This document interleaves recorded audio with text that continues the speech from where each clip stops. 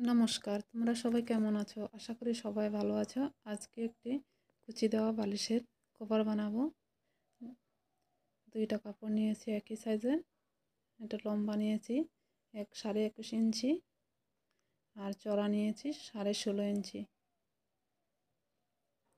আর কুচি দেওয়ার জন্য কাপড়টা নিয়েছি 3 ইঞ্চি। এভাবে কয়েকটা কাপড় কেটে নিলাম। তারপরে কুচিগুলো এভাবে একটার সঙ্গে একটা জোড়া লাগিয়ে নেব।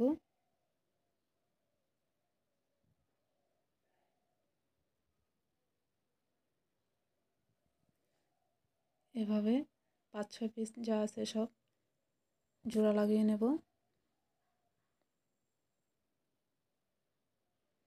কাপড়টা ছোট ছিল তাই ছোট ছোট পিস হয়েছে। এবার সাইডগুলো এভাবে সেলাই করে নেব। এক সাইড সেলাই করব।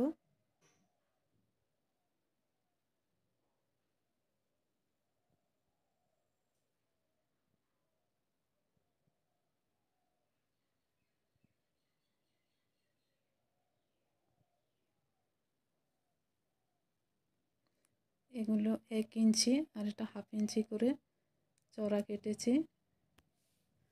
এটা বাঁধার জন্য দড়ি বানাবো।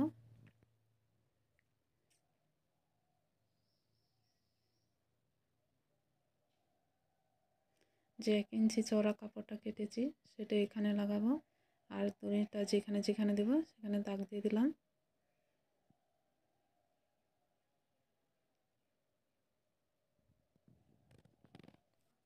হাফ ইঞ্চি আয় রেখে সেলাই করব, নয়তো পরে এটা ছুটে যেতে পারে।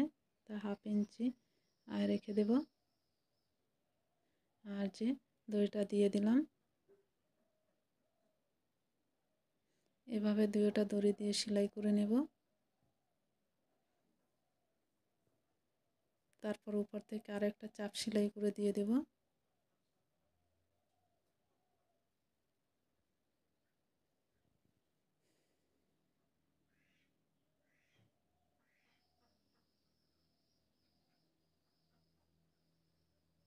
তারপর এটাকে এভাবে ভাঁজ করে সেলাইটা দিয়ে দেব।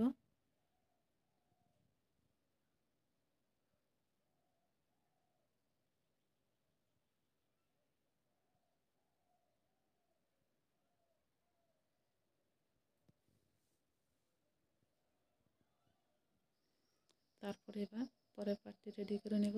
কুচিটা এক সাইড থেকে লাগাবো যাতে পরে আমার জোড়া লাগাতে অসুবিধা না হয়।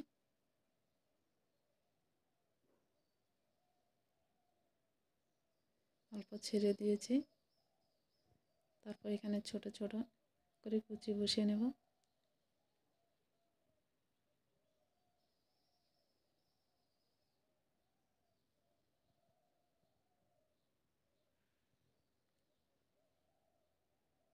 এখানেও হাফ ইঞ্চি আয় রেখে দেব। উপরে দিয়ে যে 1 ইঞ্চি চড়া কাপড়টা দিয়েছি আর নিচে কুচির কাপড়টা রয়েছে, এবার এখানে দড়িটা দিয়ে দেব।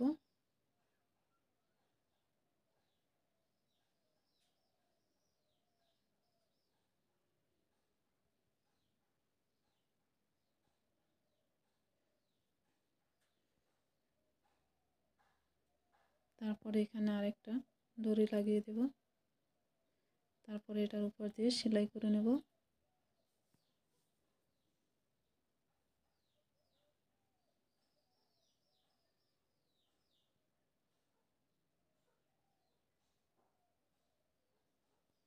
এক ইঞ্চি চড়া কাপড়টা একটু বড় ছিল তাই এটা কেটে ফেলে দিলাম।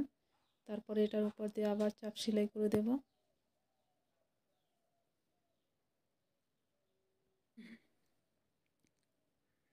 এটাকে ভাঁজ করে এবার সেলাই করে দেব।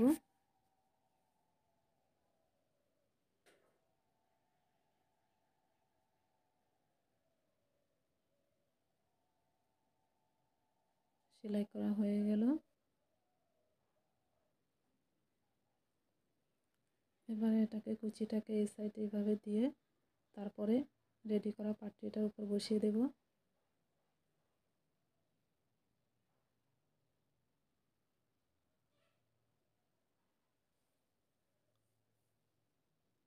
তারপর আবারও ছোট ছোট কুচি দিয়ে দেবো এভাবে।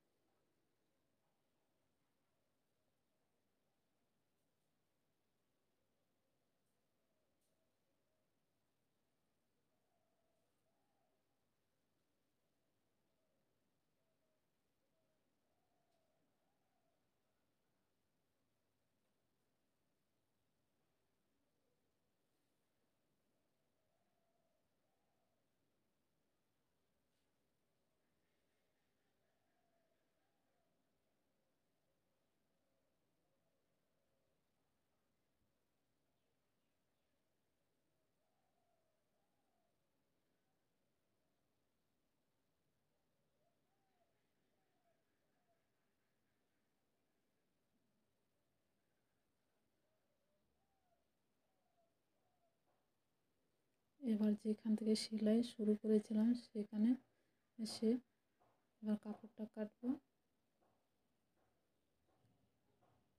যাতে দুটো কুচি হয় সেভাবে কাপড়টা কাটলাম।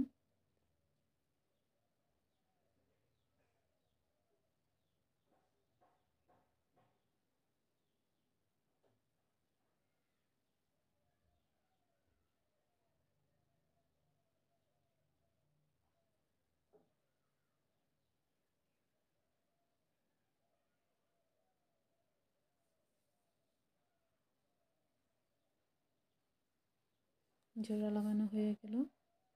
এবার এখানে দুটো কুচি দিয়ে এটাকে সেলাই করে নেব।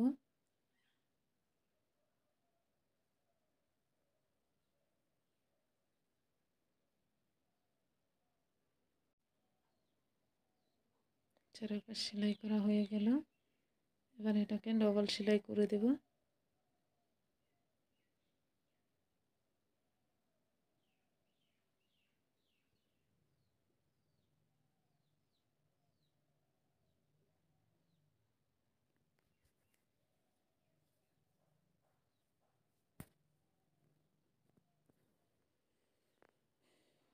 তিন পাশে ডবল সেলাই করে দিলাম।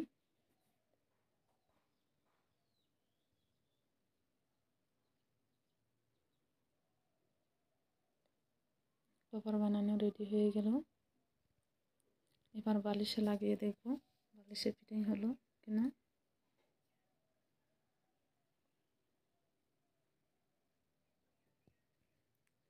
বালিশে পুরো ফিটিং হয়ে গেল। ভিডিওটি দেখার জন্য ধন্যবাদ। নমস্কার, সবাই ভালো থাকবেন।